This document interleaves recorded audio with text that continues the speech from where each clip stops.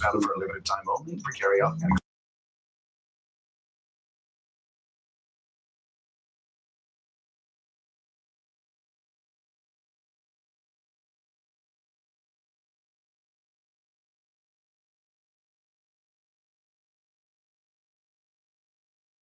Boy, G Money here with you. Don't forget Domino's, of course.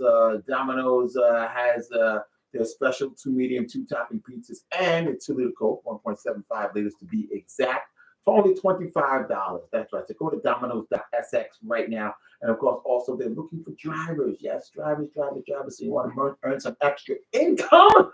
Well, go to Domino's.sx, download the application, fill it out. Make sure you got your license, got your paperwork, got everything in order. And then you can earn some extra dough. Get it? Extra dough over at Domino's. That's 2 medium, 2 topping pizzas, and a 2-liter Coke for only $25.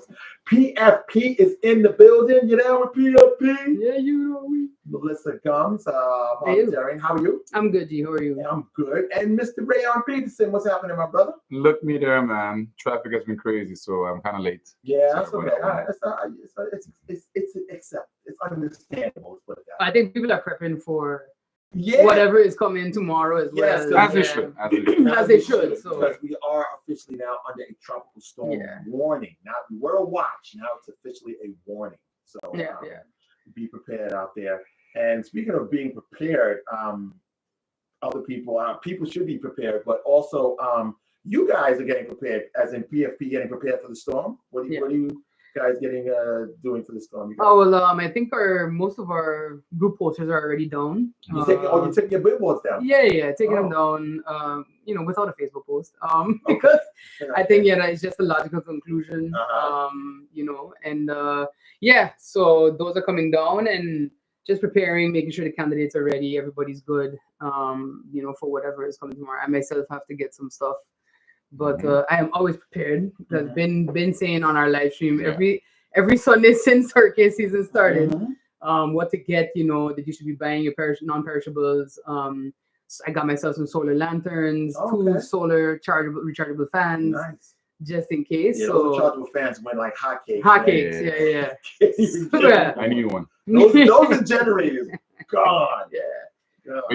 But G, it's kind of ironic because coming from VROMI, we did make it clear since the beginning that given that elections is throughout a hurricane season, that we recommended to go easy on the amount of billboards that are placed out, because all of it it creates debris. And it's kind of dangerous, and the Ministry of the Infrastructure Management Department, they actually, sounded the alarms and asked us, to please, make this clear to the which we did. But, unfortunately, the choice was made to just go through with, regular plastering the island full of billboards. And now, in hindsight, 1 week before elections, we see everybody being very reactive and now having to take it down. Yeah. And then my question, coming from a professional point of view from VROMI, is why did we even put them up in the first place? Because to react, it's cool, but you can also prevent. So my personal opinion is that everybody should have actually been a little bit more easier, a little bit more lenient on so many posters, because for VROMI it also creates a problem. So the debris, what happens after hurricane, it's up to us to fix it. Yeah. Right. So you're kind of making our job a little harder. Yeah. Okay. So you guys are gonna take your billboards down. Yeah. Once the storm passes. I don't think it makes sense to put them back up. To be honest, we're 7 days out. If you don't know what we look like by now, I don't think you're gonna know again. Yeah. I don't think. So I think seeing our faces on Sunday is gonna change your mind. Right. Yeah. But so, I mean, hey. Yeah. So they're probably not gonna come back up, and then we just kind of storm and wait to see what happens. Hopefully, whatever passes is not. Yeah. To I was listening to you give the update. It's most likely not the last thing that's going to pass. Precisely. So, Again, we're getting closer to the actual peak of the season. September. So hence why I have no birthday plans. But Me too. Unlucky you. Same thing. September, my birthday's scrap. yeah. Okay, so I want to try something a little different today. Ah. I got PFP in the studio, and I know you guys are sometimes tired of answering the same questions over and over, ask the same questions over. So I want to open up the phone lines. I want to try something. So if anybody has any questions for Melissa or Ray, who are in the studio here with PFP, 5437-101 is the number. That's 5437-101. So if you have any good questions, constructive questions. I know a lot of people are frustrated with GB and frustrated with a lot of things. But if you would like to ask a question, maybe you've listened to so many interviews and maybe you just haven't heard the answer to the question that you have in your head, or something that you would like us radio hosts to answer, ask the candidates, call 5437-101 is the number. Once again, 5437-101 is the number here in the studio. So while we wait for a phone call, let's tackle, what can we tackle today other than GB? I know we have GB coming in tomorrow. It's coming out Wednesday. We have GB coming in. Yeah, they do have a. They're on a radio, Blitz. on a radio blitz, I think. Yeah, I guess someone sent them a video, maybe. Yeah, I wish them luck. I mean, it's needed though, because it's been needed. It's with the weekend, and it's like you come home, you don't know, should I do the laundry? Should I do the laundry? Well, it's so funny because it's like Pavlov's bell, right? Like you're trained now. So like yesterday, I got up and I did as much as possible because I'm accustomed to in Meridian Defiance, but like 9 a.m. we lose power. So I got up, even though it was a Sunday early, started cleaning, started doing whatever I needed that needed power. And then at like 10 a.m., I was like, that's curious. And then 11th, and I was like, oh no, tonight's going to be bad. And so said, so done. I think it went at like 4:15, came back at like 7:30. And then lying down in my sleep, hitting that dream, like, oh, it's almost over kind of dream. And then 12:30 it went in the morning and didn't come back till minutes to like 4 somewhere there. So that woke me up. The heat, some of my like I can actually hear, Defiance is kind of like a little basin, so things reverberate off the houses, off the hills. So you hear someone, I don't know where, which direction, kind of just like bawl out an expletive, just cussing. And I say, that's the point that we've got to. Like, I'm sure whenever it goes in the middle of the day, I always hear my neighbors cussing. Everybody. And it's just, Cold Bay, it's bad. No. If you close your eyes, you know exactly when Cold Bay is like the Shadowlands, like in Lion Everybody's King. Everything the light, that shadowy place, you don't go there. It's bad. Well, actually, I don't have current now. So True. To be completely honest. So hey. True. 5437-101. If you want to ask the candidates a question, do more than do so. What are we hearing the most other than GB that the people of St. Martin want change for? I think the roads. Yes. We had that. I think there's either today or they should like something out about a collapsed septic wall. Yes, in the paper. Yes. A collapsed septic in Ebenezer. No. Cassava Road? Where's that? I think it was Ebenezer. Yeah, it's got to be around there because Salty Water is all like vegetables and stuff. So yeah. So I think at first people thought it was a retaining wall, and then it turned out to be like a collapsed septic. And essentially what happened is the road itself was resurfaced, but the water just kind of sits. Yeah. Right now. So before it was running, I think that's even where Spoon lives, up where Big Homie Spoon lives. Okay. Yeah. So there is no, and I think that's it. Like if you quick patches, this is what you kind of end up in, right? Like you patch it, you fix one problem, but then it cascades down to another problem. Like what you do here will impact here. It's kind of like, and that's usually our problem with roads. When we do patchwork, we always just cover it with a layer. But there's drainage, that you need to worry about. The water needs to be able to go somewhere as well. And I think a little bit of the negligence in the past kind of caused it to reach to a point where now it basically is overfilled, and it collapsed. So we got to fix that. According to our information, the Ministry of VROMI was informed of this from before we got into office, but unfortunately, the situation was not, let's say, fixed back then. So we now have to go fix it. That's our responsibility. Yeah. So how you guys are trying to fill all these open spaces in VROMI? Well, first of all, given the budget constraints, even if we have, for example, let's say we have 10 vacancies, we might have only budgeted for, let's say, 6. Given that we have so many cuts we had to put in. There was a budget amendment passed not too long ago, and the reality is that we don't have money yet. So we have to basically pick and choose which positions we want to fill. We are looking at the key positions, of course, Secretary General, department heads, etc.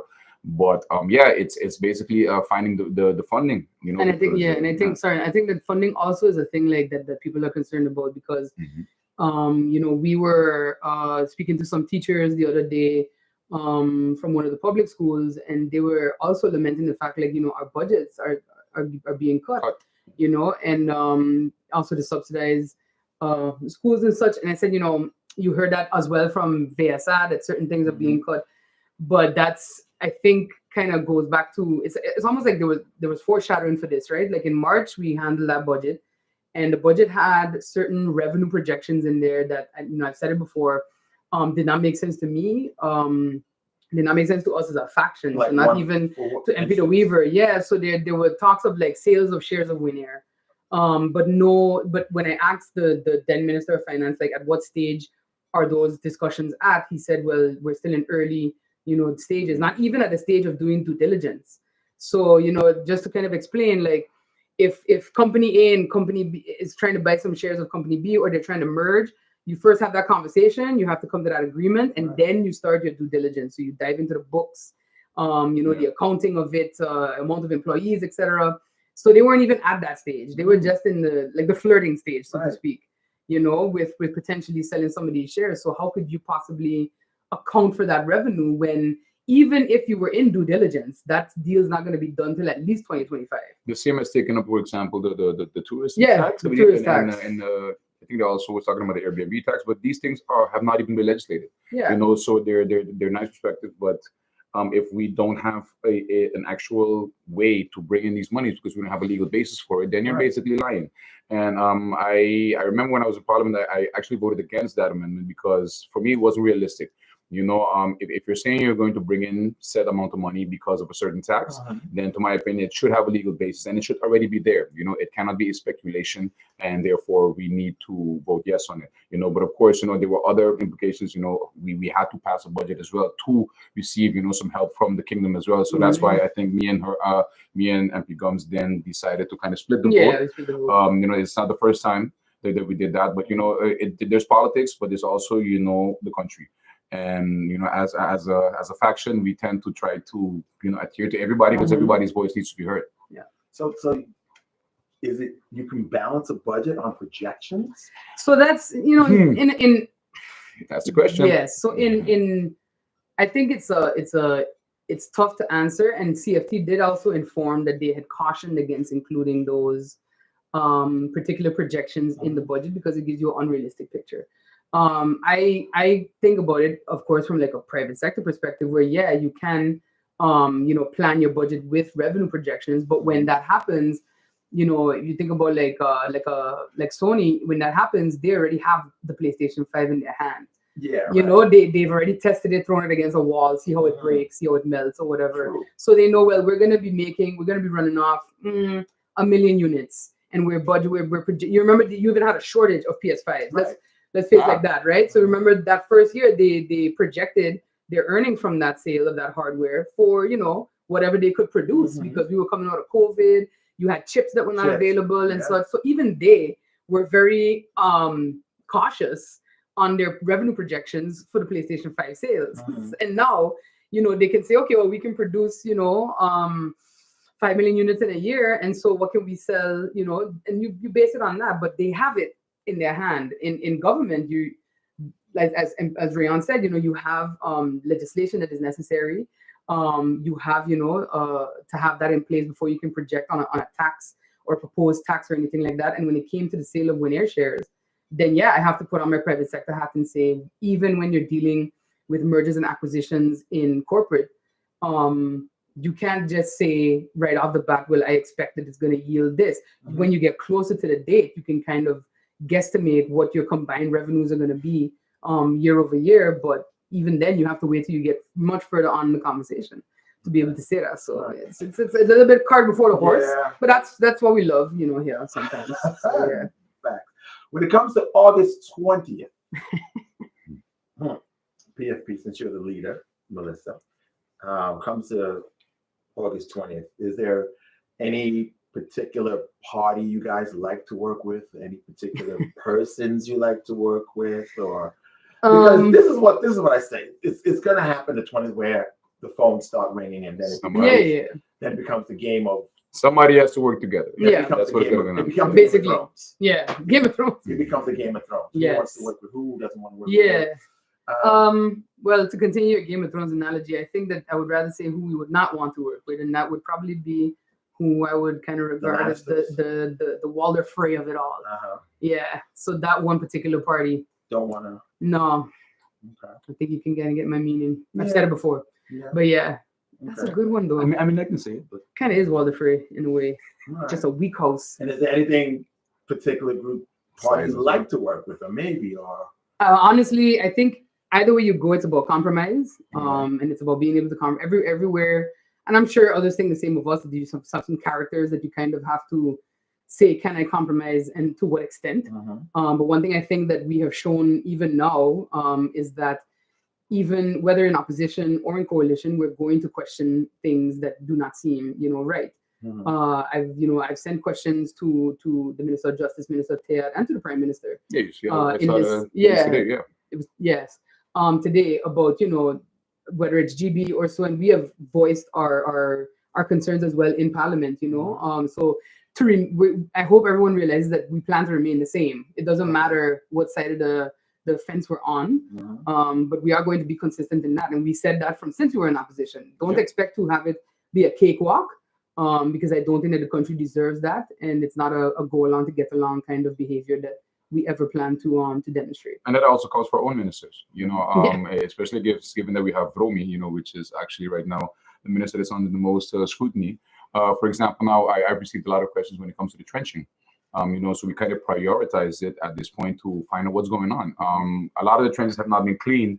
And I think a lot of people don't know that the trenching contract that was basically the tender that was done 2 years ago was just not awarded by the then minister. And the reason that we have, this built up of trenches not being clean is basically because of that. Yeah. He refused with no reason, no motivation to just not go through with a tender that was done in the right way, because he did not like who won the tender. He did not like who won the bid. And because of that, they basically did not award any tendering contracts. And now we are in a stage where hurricane season is coming up. It's starting to rain a lot, and the trenches are starting to fill up. And now everybody is coming to us telling us, listen, this trench has not been cleaned for a while. This trench has not been cleaned for a while. And then we have to answer them the right answer to tell them, listen, we are trying to, facilitate that, but of course, trenching, it doesn't work in a way that, the minister can call and say, hey, listen, company X, just run and go clean this trench. When you use government funds, a very specific due diligence, checks and balances need to be in place. You can't just squander money. And that means that you have to, first of all, tender it in a way that everybody that can clean trenches, has a fair chance to become a part of that project. But now, also, we are faced with the fact of time. We are in, we don't have time. Right. We are under a storm watch as we speak. Actually, a warning now, as you said so. So again, we have trenches up in Ebenezer. I know, for example, is one of those that fills up quick. And although we are trying to do an ad hoc solution, we are also trying to grab that trenching contract that was never awarded, and legally try to still push it out in a way that these companies can get out there and start fixing up these trenches. But the negligence in the past, it kind of hampers us to move at the pace that we want to, of course, given that we only have 3 months and a half in.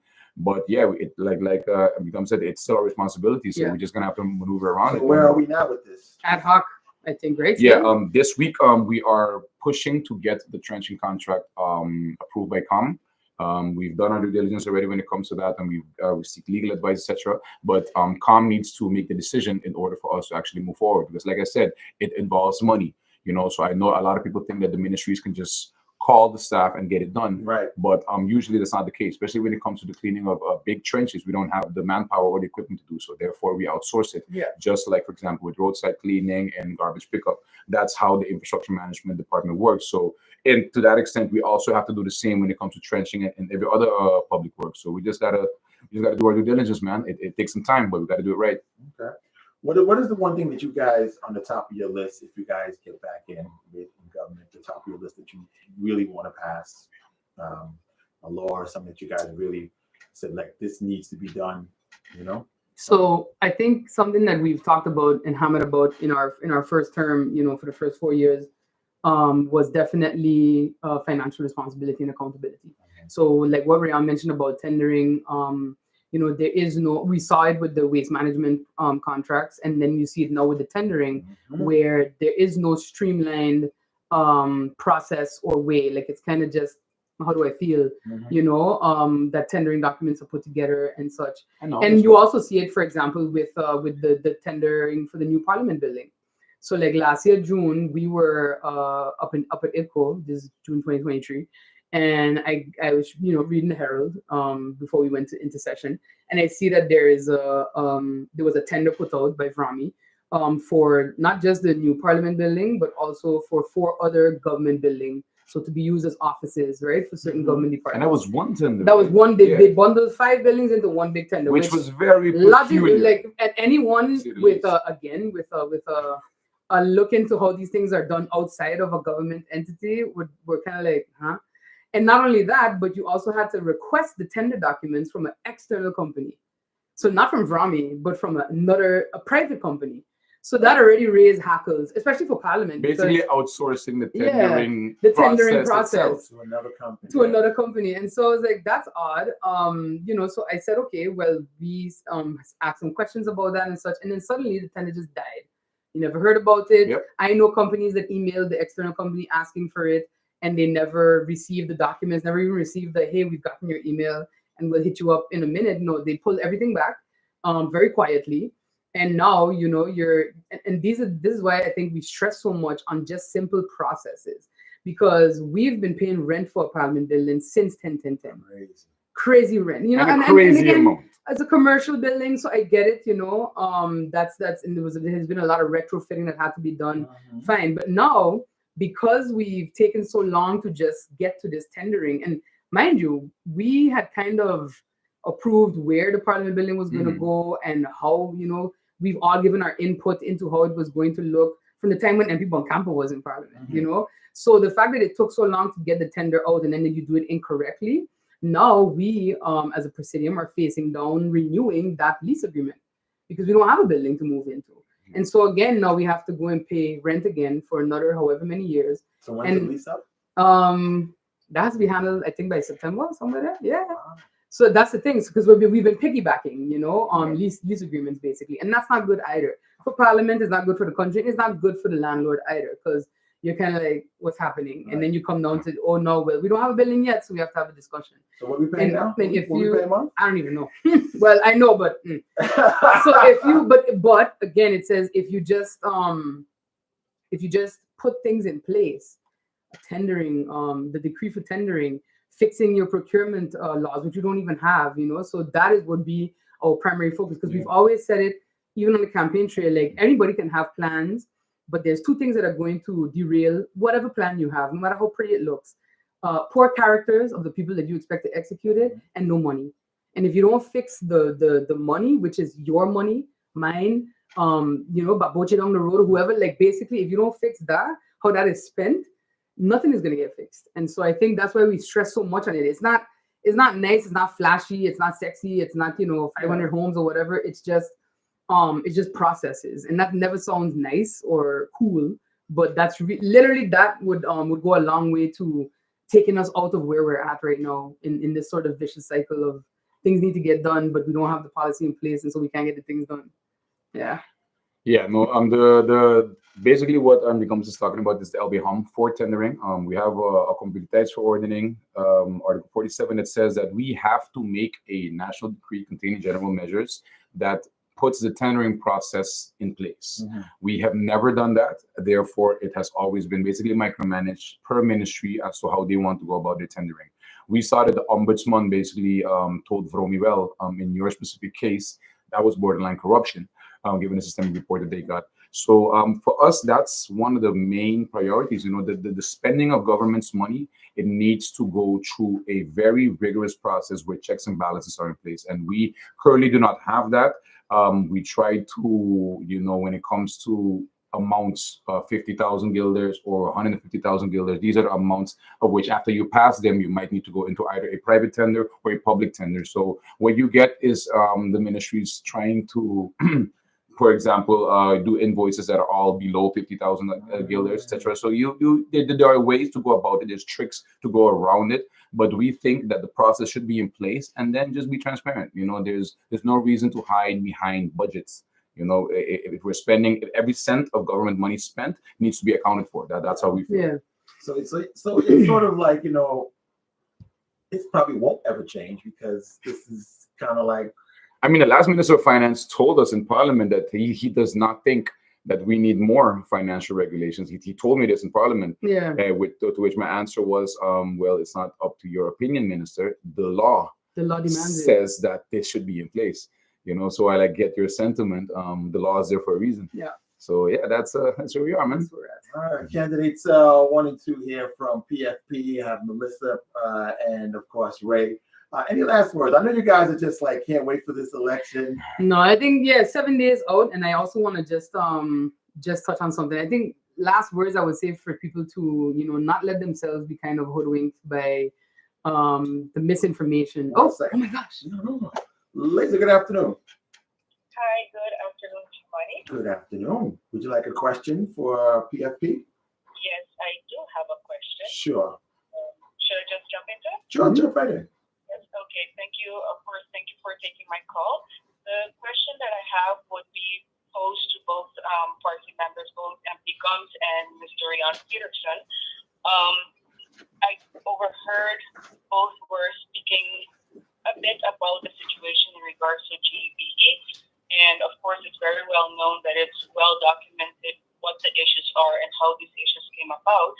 And my question was in regards to the process and the development around that, where it seems that government interference has led to significant challenges in providing the basic needs services that does not seem to be like an isolated case. In my observation, there appears to be a broader pattern of government overreach that disrupts the functioning of key institutions, which to some extent, what we are all seeing, it is hindering the development of our country. So my question to that is, what is your view on this? And how do you plan to address this issue to ensure that government actions are more transparent and do not negatively impact the progress of our country? That's an excellent question. Yeah. And I think the first step to addressing that is something that we've said quite often. It really boils down to the commitment to put persons in certain positions, namely on supervisory boards, that don't have any type of political bias. And even if you do support one particular party, that does not bleed into your professional operation. I think what we've seen since 2016 and even before is that persons will be put on a board due to their affiliation with a particular party or a particular person, and they don't have the competency required to actually supervise, because that is what a supervisory board is supposed to do. If I were to pick a government-owned company that has had an excellent supervisory board, that has always been staffed with persons that match the competencies that they need, it would be Winair, without a doubt. That is a board that truly supervises, that makes the right decisions when it needs to be made. If you listen to some of the things that have come out of persons who were previously in management roles at GB, it is clear that there was interference from a board level that then trickled down to a management level to say, don't buy the engines. I think the former CEO, Mr. Chittick, said it on his own personal Facebook page. So this is not something that I'm just making up. He said it himself, where he said that in 2020, there was a whole financing package ready to go for 2 new engines. And the board was told by a person that had been placed inside the company by a political person to not go forward with that. Yeah. And that, I think, is that person thankfully now is out of the company.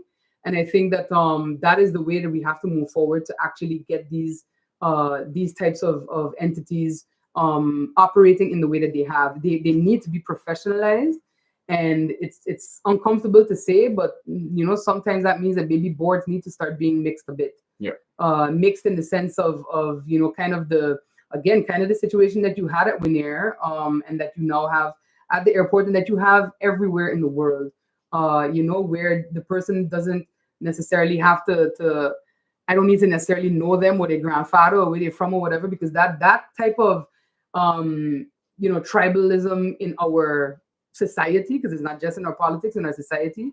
I think once we move away from that, you'll be able to get somewhere further. But I also think that there are very qualified persons on this island who are from St. Martin and such, who do not put themselves forward for these positions because they know it's going to become political. Yeah. If you look at how you've had persons get eaten up at the airport, at the harbor, etc., it's really just well, I suggested you for this, but I expected you to do this, and they're like, no, I'm going to do what keeps me in my professional capacity as professional as possible. And until you have representatives, whether in parliament or whether in the ministries, that they don't care about what makes them look good, they don't care about their own personal circle, you're never going to get away from that. And that's something we've always preached as a party, that we have to move towards something like that. And also, an actual solution to the issue, coming from, of course, that's the technical side of it.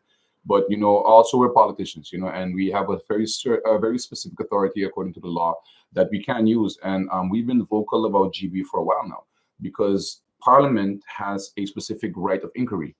And we have done one in the past, I believe, from Mullet Bay. We all saw that one failed. We up to now have not received any answer from the Mullet Bay Inquiry Committee.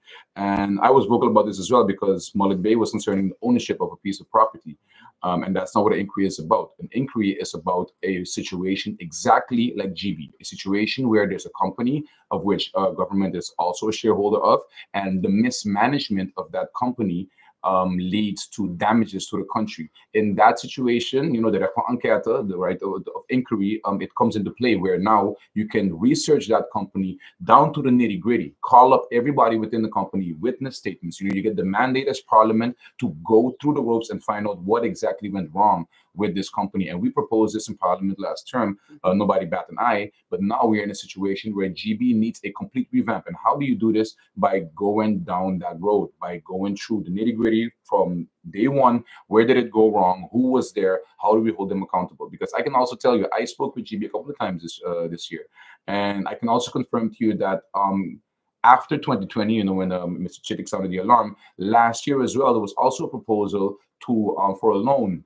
to bring forward the same generators that we actually so desperately needed. The supervisory board then decided, nope, that is not a priority. And I have this from sources from inside GB as well. And then my thing is, if this decision was made within a year from now, and we are now in this situation, where is the accountability? Yeah. Because those people are not put there, just to smile and say hi. You're there for your professionalism, and you're there to actually run, the help run the company. And if you don't take your responsibility serious, then who suffers? Us. So PFP has always been big on accountability, and that's across the board, not only to the politicians, not only to the ministers, but everybody in any management position that has an impact on the country in general. Yeah. You should also be held accountable. Not because you're a politician means you need to be held accountable. If you're a manager, if you are a board member, whatever, you have a specific responsibility, and you did not adhere to it, then I think you should also be held accountable for your action, or in this case, inaction. All right. Well, thank you, caller. Thank you. Thank you very much. All right. Melissa, before we go, one final question. You sent a letter to the Prime Minister with some urgent questions? Yes, I sent a letter with some urgent questions following the national address that he gave Saturday evening. Yeah. Yes. And essentially it just asks for, I guess, some clarity, on what is the way forward, because at first it's kind of confusing messaging, right? Which is, again, back to crisis communications and the need for consultation, even in such a scenario. So I asked, what consultation has there been with the ministries of TEAT and VROMI? Because they both have a role to play in energy. What, or when last did he consult with them, rather? And as well, what I heard that, temporary managers to be deployed by like the end of the week or so, which is very confusing to me to hear, because at the beginning of this crisis, as a faction, we had, and of course as coalition partners, we had suggested that maybe not, if you're not comfortable removing management and such, because I get it, in it can be tumultuous, but to at least look for advice, and not only that, to use all the resource, all the tools in the toolbox. Grid Market is there.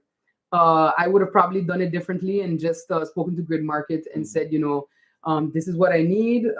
Can you begin doing what you were already asked to do, you know, and kind of get GB to finally cooperate, because we're in a crisis. I don't want to hear that you don't want to give information, you don't think it's good. At that point, opinions don't matter.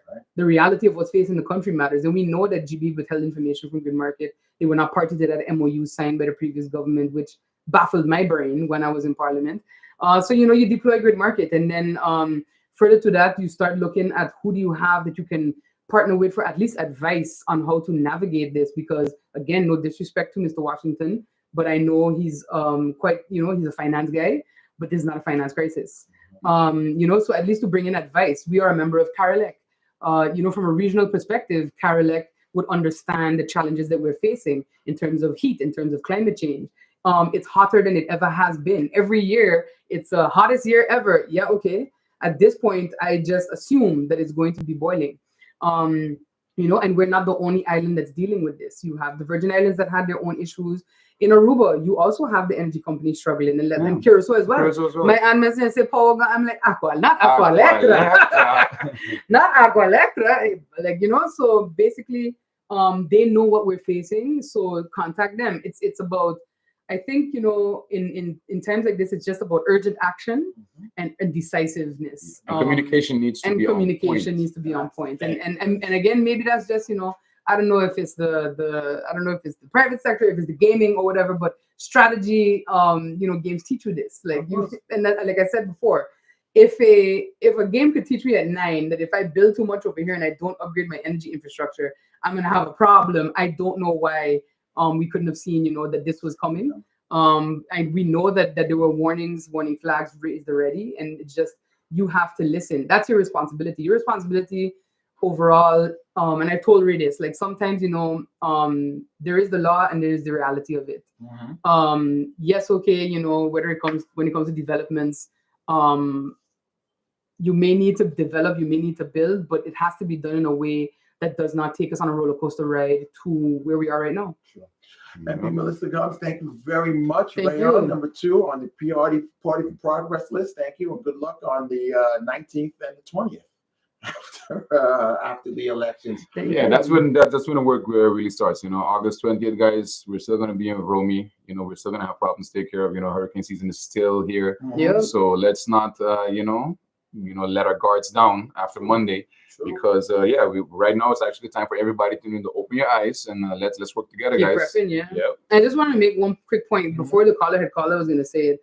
I want to just to urge people to parcel through information that you're getting now. I think a lot of people are in panic because I heard that there was a candidate from I guess the National Alliance was on someone's show, whoever was on at 12, and they were saying that, you know, the ad that we have running is like a lie, because everybody was working to cut MP and minister salaries and such. And I'm like, no, you weren't. You weren't even on that meeting. You didn't even vote. But check the voting list. 11 voted against our motion to cut our salaries.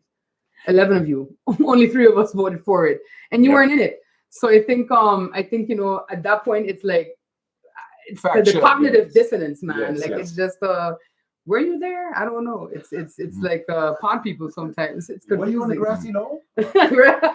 Anyway, guys, it's been real. Thank you very much, Party for Progress. 12:55, kicking live. We're going to take a pause for the calls. We come back with today's top 5, brought to you by Big Daddy. Hi, my name is Raeyhon Peterson.